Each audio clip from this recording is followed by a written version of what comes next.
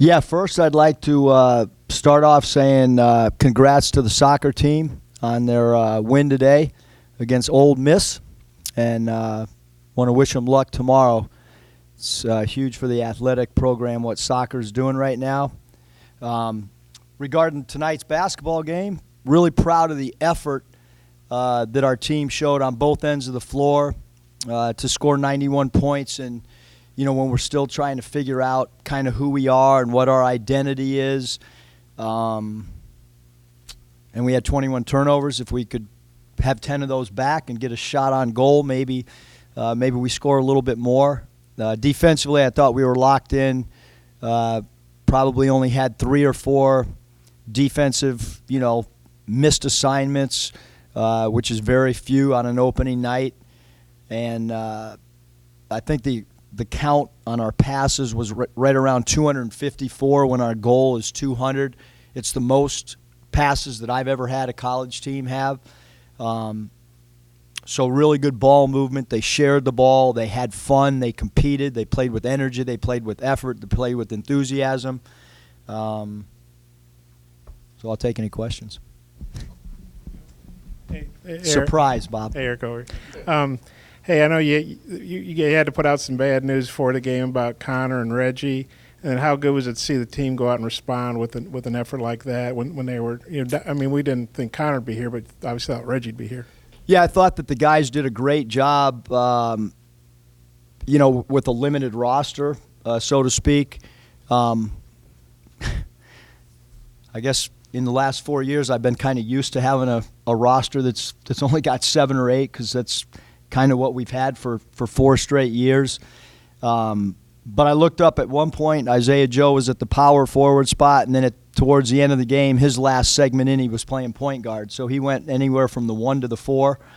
From a versatility standpoint, our guys have done a really good job of learning multiple positions because I thought our half-court execution on baseline out, side out, half-court sets was really, really good. And I was worried about us being a little bit sloppy and 1 or 2 guys not being in the right spots offensively, but I thought every guy that checked in the game did a really good job of understanding spacing and our second and third options. It's kind of easy for a basketball team to know their first option, but then when the defense takes away option 1 and 2, how do you read and react to what the defense is giving you? And but yeah, I thought our guys did a good job, and there's a trust factor in a short amount of time because we had players asking to come out.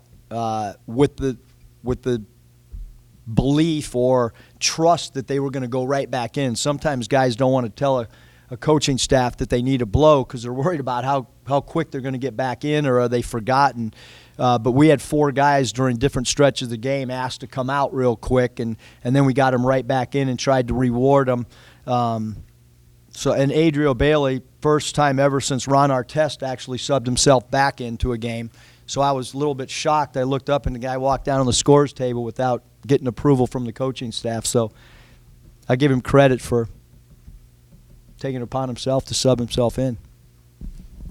Coach, the preseason was a microcosm sometimes. Hold on, Kevin. And I don't agree with Connor. I'll go on record and say that I think Connor's got a good case, and it's unfortunate. I'll leave it at that. Sorry, Kevin. The preseason was a little bit of a microcosm of last season with Isaiah Joe and Mason Jones, one guy being up, the other being down. How pleasing was it in the season opener to see both of those guys come out and contribute, not just scoring the ball, but in so many other ways? Yeah, I thought they both did a great job sharing the basketball. Behind closed doors, those 2 guys have been phenomenal playing together. Obviously, with the makeup of our team, we're going to need those guys on the floor a lot. They create mismatches because of their shooting, and you really have to give Mason a lot of credit. For his whole career, he's been a 3-2, a small forward / off guard. We're asking him to play power forward. It's no secret that that's what he played the whole game tonight, and he accepted that. We have a guard-laden team, a guard-laden roster, and we need him to play the power forward spot. And instead of, wondering, hey, I don't want to do that, but you know what? When he plays power forward spot, he's got his greatest mismatch, and you saw that tonight with a career high.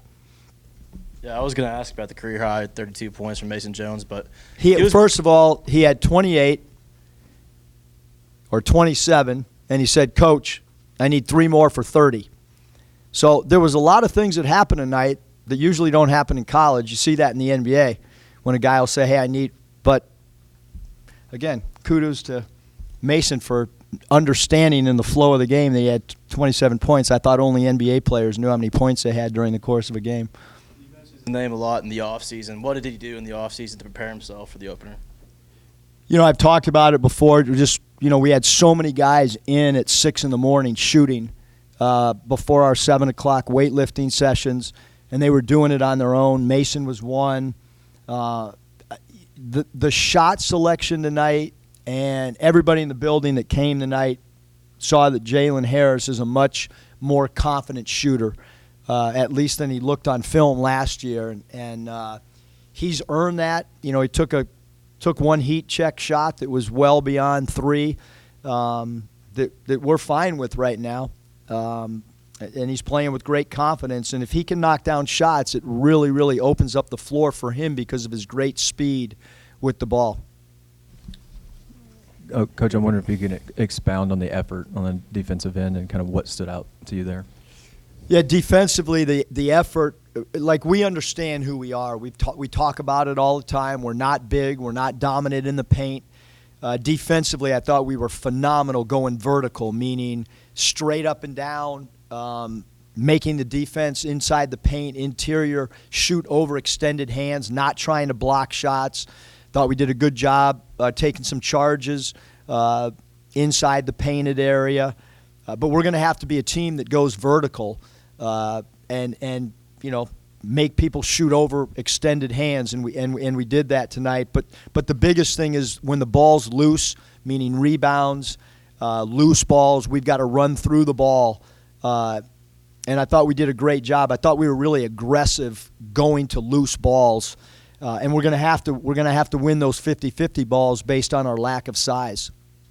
Yeah, Eric, how far in advance did you know Reggie was going to be suspended? Could you give us any details on why he was suspended and how long this might last? I think, Bob, we kind of, we put out the statement. I'd like to just keep it at that. It's kind of irrelevant. He's suspended indefinitely, and great kid, and we've had a lot of conversations with him, and we'll just leave it at that. And any other questions? Still practice? Is he still going to practice? Yeah, he's practicing. Because he was on the bench, wasn't he? Yes, yeah. Yep.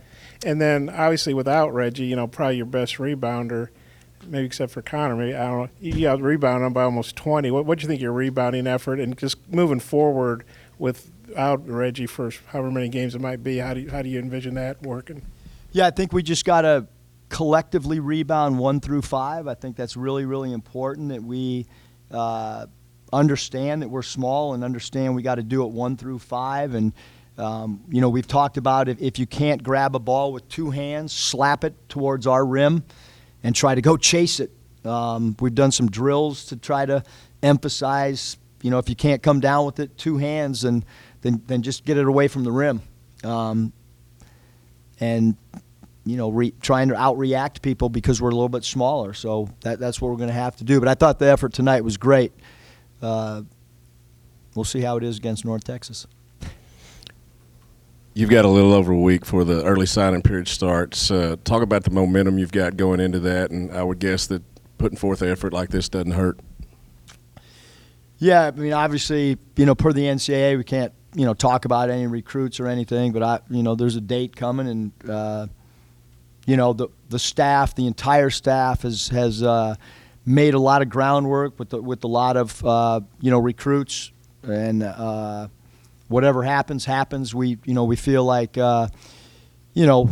we were behind a little bit, obviously, when you from a relationship standpoint with people. But again, I guess it's probably all I can go into, other than really proud of how hard everybody's worked to try to make up ground, and then you just see what happens.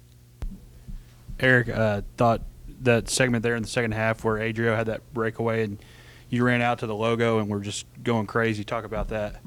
When we're winning, I like to have fun too. And, I think that, crowds kind of feed off all of us, and so probably, if we play well again, I'll probably do it again. Kind of an emotional guy, so I apologize if I offended anybody. Actually, Isaiah had a career high 7 assists. What do you think his playmaking? Obviously, he's known for threes, but the playmaking, and then you guys, you're going to have to shoot a lot of threes. And you shot 40% tonight. How good was that? To see that first game. Yeah, I thought, obviously Rice came out and tried to zone us, and I thought we had good patience. We wanted to try to bust the zone open with the three ball. I thought we really didn't have bad shot selection tonight. Mason took one that was maybe a little bit ill-advised at one point when he was kind of feeling it and was a little bit off balance. But, early on, after spending a week or two with the team, I kind of felt like Isaiah could play some point guard because he's got good size. He can run pick and roll and see over defenders because of his length and size. He's a really smart player. He's got a great basketball IQ. And with the makeup of our team, I don't know how much he'll play that point, but we certainly want the ball in his hands and be a little bit more of a playmaker instead of just a spot-up shooter. And I think he's earned that right for sure. Eric, you mentioned the 21 turnovers. Was there any kind of common theme you saw from them? No, I mean, some of them are unforced. It's kind of, it's been that way since I've been here.